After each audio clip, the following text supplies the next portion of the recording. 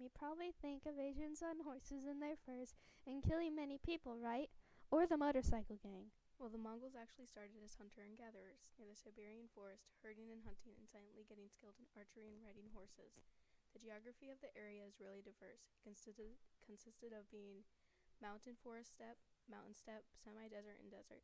The Mongols depended on their animals for survival and moved several times a year in search of water and grass for their herds.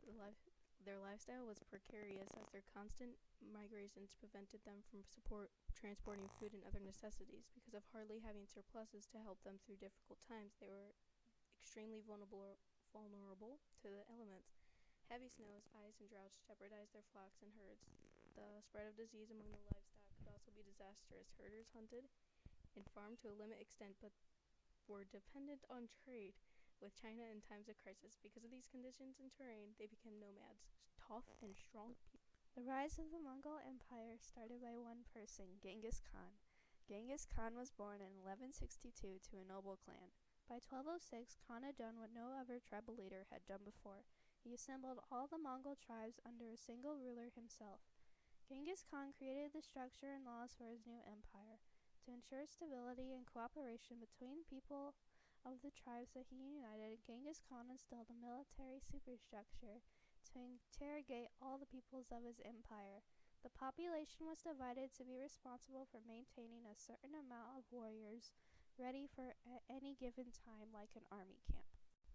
Genghis Khan led his military in the practice of riding horses and archery. Mongol troops were all horse-mounted and could move very quickly. Mongolian horses are small and very tough, which could move very quickly and run long distances. The Mongols' choice of weaponry was a very small bow, which could accurately shoot an arrow more than 200 yards. Mongol military tactics forced on speed and mobility. If a city quickly surrendered, they would lenient, but if it resisted, they were ruthless. When Genghis Khan came to power, China was divided into the northern Qin dynasty and the southern Song dynasty. The Mongols invaded and raided the Qin realm from the country that is now Korea from 1211 to 1214. In 1213, Khan divided his army into three parts, one under command by himself and the other two under his sons.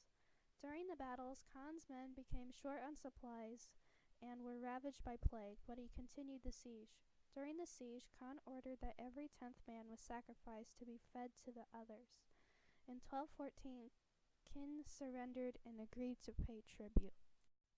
In 1218, an event took place that would change Genghis's realm from just another nomadic confederation to a world empire, the conquering of the Persian Empire. The caravan traveling from Mongol lands to the Persian Empire was stopped by the governor of Persia. Suspecting that the caravan had Mongol spies, he ordered the caravan massacred and its goods seized. To the Mongols, ambassadors and caravans under safe conduct was unforgivable. Genghis sent ambassadors to the Shah of Persia, demanding that the offending governor be turned over. The Shah humiliated the Mongol emissaries and put them to death, another unforgivable offense to the Mongols. Genghis declared war and ordered 2 of his generals to hunt down the Shah in his own empire. The strategies amounted to resist and you die, cooperate and you will be better off. The word soon got out that the Shah was the target and that interfering with the pursuit was certain death. The Shah was soon in full flight for his life and barely made the Caspian Sea ahead of the Mongols. There on an island, he died with only a few loyal followers, so poor that they could not even afford a burial shroud. By 1227, Khan had conquered much of Central Asia and made incursions into Eastern Europe, Persia, and India. His great empire stretched from central Russia down to the Aral Sea in the west, and from northern China down to Beijing in the east.